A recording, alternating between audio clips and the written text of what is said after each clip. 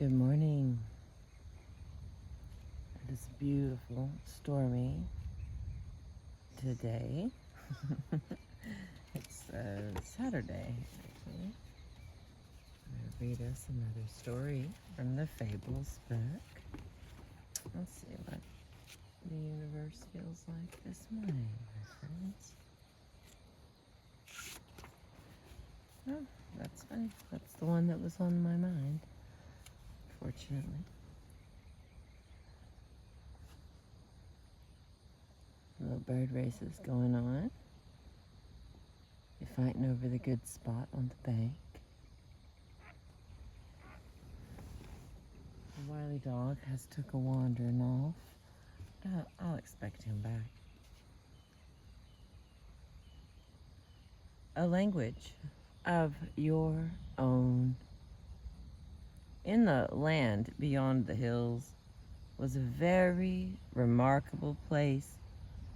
Everyone there was born speaking his very own language. And yet what made the community so unique was that every villager, man, woman, and child, had the ability to understand everyone else. This skill was so unusual that linguists came from all over the world to study the people who lived in the land beyond the hills. Professors from all the leading universities came with theories about how such a remarkable skill might have evolved.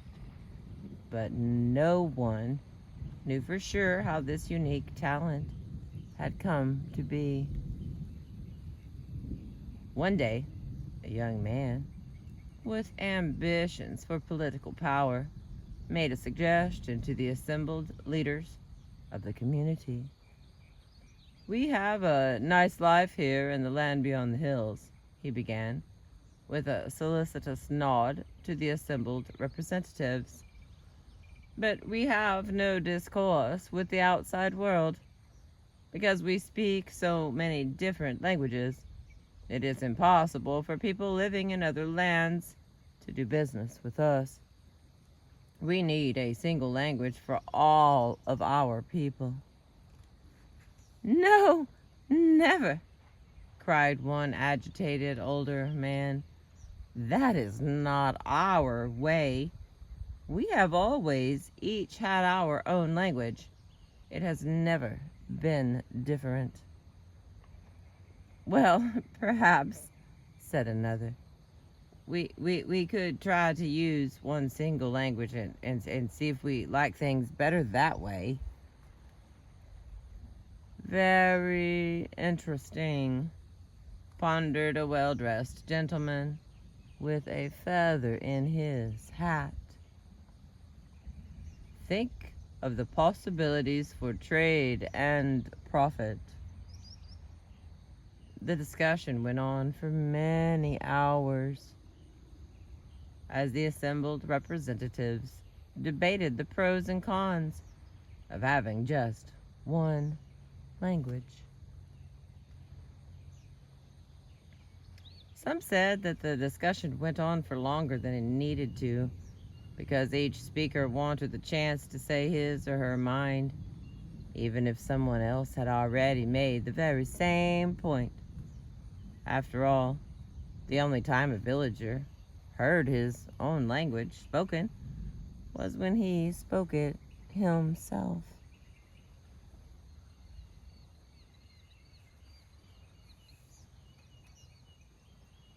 Finally, one speaker offered a suggestion. "Why don't we see if we can agree on a common language? I propose that we spend the next 30 days trying to find the perfect language to represent all the people of our land. Those who think that their language is the best can try to convince others to speak as they do, and those who like the sound of another's language can try and see if they can learn a new way of communicating. At the end of 30 days, we will meet again and see if we are any closer to selecting a common language." All right, hang on.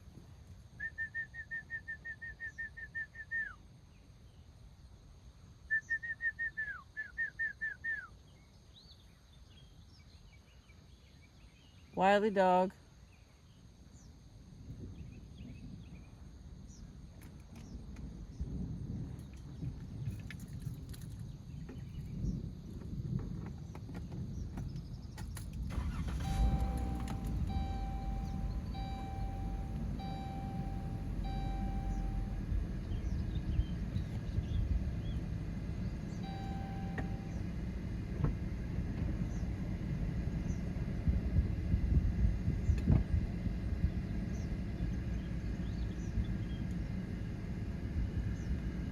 There is a few things that he can't get into.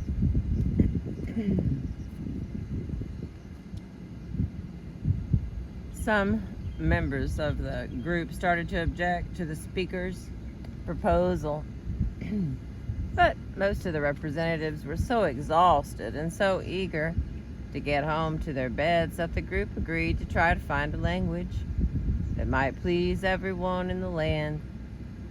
Of course, no one quite knew how he or she might go about doing that, but they agreed to the plan nonetheless.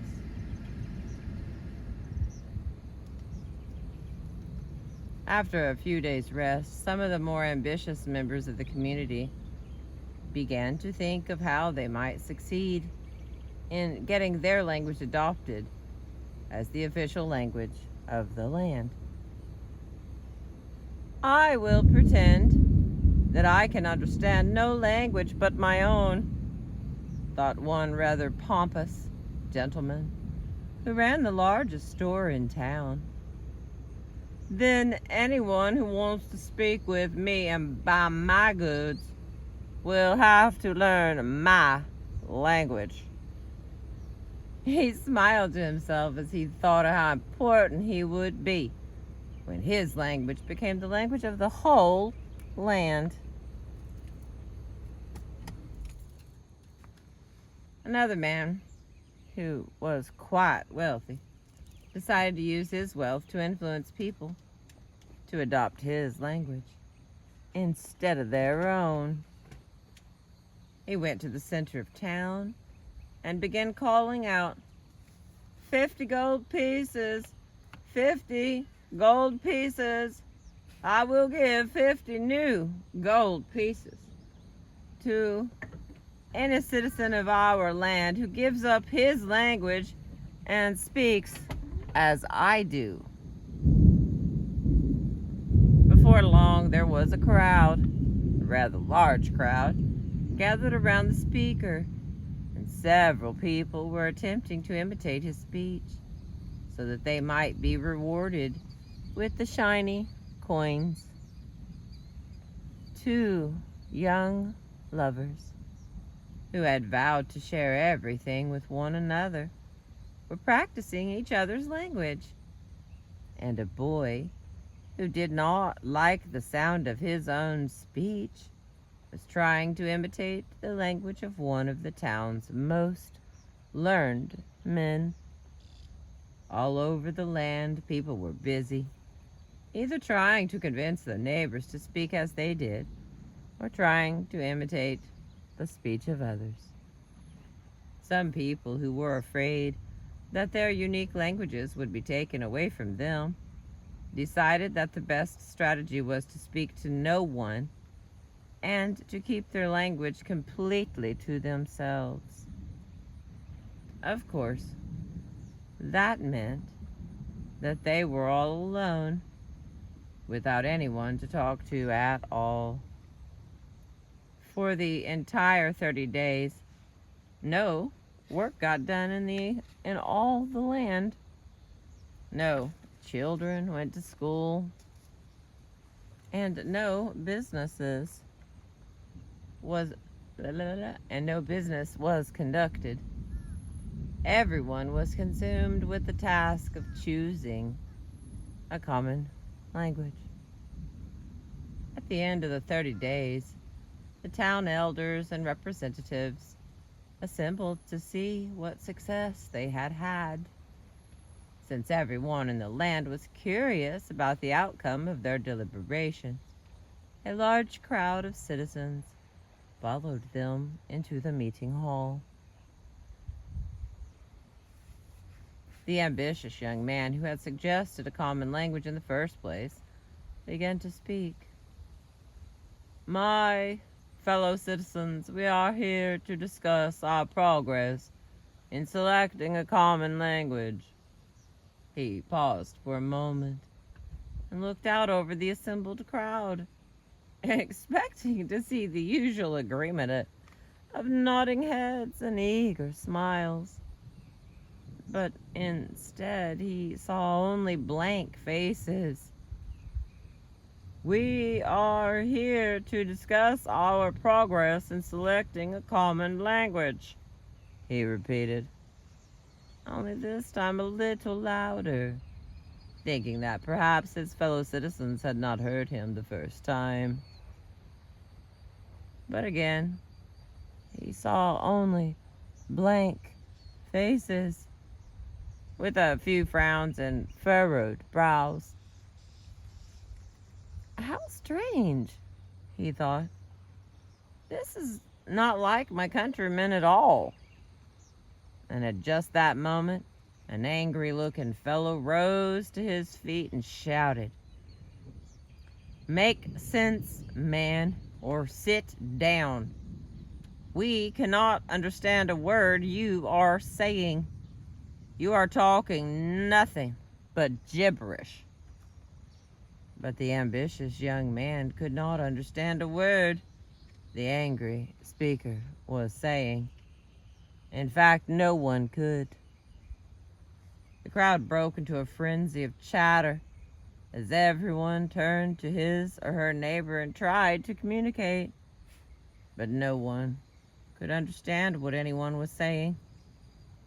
In their attempt to find a single language for everyone, the citizens of the land beyond the hills had completely lost the ability to understand one another. In the days and weeks following, townspeople tried desperately to communicate with one another. In the cafes, on the streets, and in the shops, people could be seen huddled together, trying to listen extra carefully to one another and trying to form strange words that might make sense to their partners. But all of these strategies failed. No one in the land beyond the hills could understand a single word spoken by anyone else, and no one had found a way to make himself understood by even his closest friends and family. After a while, most people just gave up, stopped trying to communicate at all. Some people wondered how they had gotten into such a mess, but no one had a solution for how to make things better. Several years passed, and the land beyond the hills became a very quiet place. People hardly spoke at all, since there was little point in trying to communicate. When people wanted something in a shop or a cafe, they would simply point or nod their heads, but no one said a word. One day, a young girl, who had been only a small child when all the chaos about a common language had stirred up, was walking along in the fields when she heard a very soft voice. Since she had never spoken to anyone before, she was at first startled by the strange sounds that seemed to be coming from someplace deep inside her. "Speak," commanded the voice. How silly, thought the young girl. There is no point in speaking because no one can ever understand what I say. Speak, ordered the voice once again. This time the girl listened more closely to her voice. It seemed so adamant that she wondered if the voice had some secret knowledge. "But what shall I say?" asked the young girl. "No one in this land has spoken for a very long time. What can I, one young girl, possibly have to say?" "Speak from your heart," said the voice, as it trailed off in silence. The young girl waited for more communication from her voice, but there was none. As she walked home, she thought and thought about the strange message she had received from the voice inside her. Soon after, the young girl was visiting with her grandmother, who had baked some very special cookies for her to visit. "Thank you for the wonderful cookies," said the girl, without stopping to think about the fact that she was speaking. "I love you very much." All of a sudden, her grandmother looked up from her baking, for she could not believe her ears. She had just heard her lovely granddaughter say, "I love you." Very tentatively, the grandmother formed the words, "I love you too, dear child." And she could see instantly from her granddaughter's expression that the young girl had understood her words. They began to chatter and laugh and talk some more. They had much to say to one another, for they had never spoken. And from that time on, whenever someone from the land beyond the hills spoke from the heart, they discovered that other people understood exactly what they were saying, no matter what language they spoke.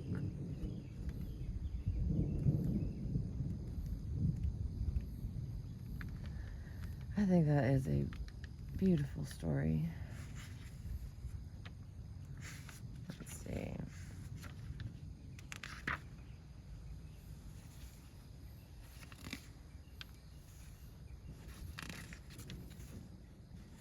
Okay, here's our the myth commentary by the author, Maxine Harris, PhD. All right, the language of your own. We each began with the ability to speak what is on our minds. Children, in fact, are infamous for saying what they think with little regard for the social consequences. Yet somewhere along the way, in our desire to please others or to fit in with our peers, we may find that we silence the dialogue with our own inner voice. The estrangement from our own true voice may be so extreme that we even find ourselves unsure what we really think and feel, and looking to others to tell us what we are supposed to believe. The struggle to regain connection with one's inner voice may be particularly arduous. Sometimes a period of silence or stillness is required to allow the thoughts and feelings that live inside us to emerge clearly from the din of the noise around us. It requires courage to speak from the heart and to risk the disapproval of others who want us to talk their language. But as with the girl in the story, the only chance we have for true communication is to speak simply and clearly from the heart.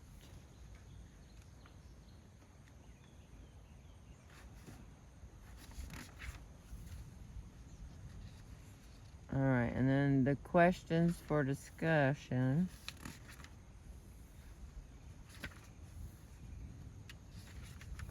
There we go. Let's see how many there is. There's 13 questions, so I'm going to give them to you. Language of your own, questions for discussion. Number 1, how would you describe your own unique voice? Number 2, have you ever given up your unique voice? What caused you to turn away from your own truth? What do you think would tempt you to give up your voice? Number 3, have you ever felt that you could not make yourself understood? How did you handle that experience? Number 4, have you ever had difficulty understanding the real meaning of what others were saying? Number 5, how do you communicate from the heart? Do you necessarily need words to do this?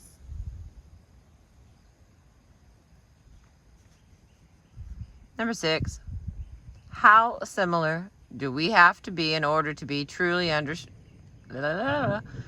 similar do we have to be in order to truly understand one another?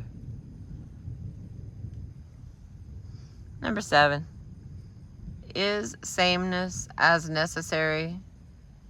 Okay. Hallelujah here, hang on. Number 7, is sameness a necessary virtue in a relationship? Do we understand each other better when we are the same? When we allow one another to be different? Okay, I'm going to just read that all over again because apparently I took too many pauses and got confused. Number 7, is sameness a necessary virtue in a relationship? Do we understand each other better when we are the same? When we allow one another to be different? Number 8, can you be connected to another person and still maintain your own individuality? How are similarity and connection related? Number 9, are there some differences that make it impossible to communicate with another person? How do you judge when a difference is an impossible barrier? Number 10, when have you chosen to stop communication? What made you believe that it was hopeless to try and keep a dialogue open? Number 11, have you ever struggled to communicate and ultimately achieved success? What strategies did you use to keep going?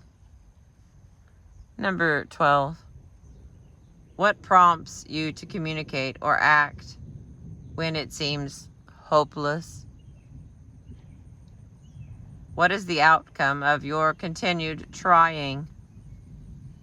What role does your inner voice play in helping you to transcend silence? And the last one, number 13, what role does trust play in the ability to hear another person? How do you develop the necessary trust to allow communication to take place?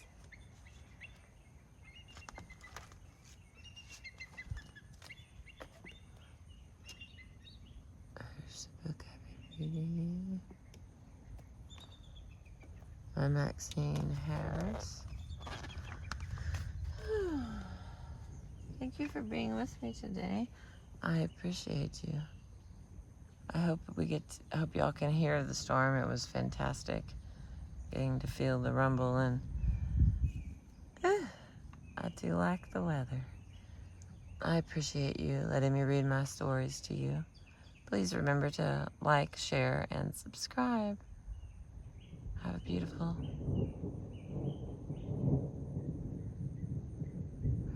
beautiful day.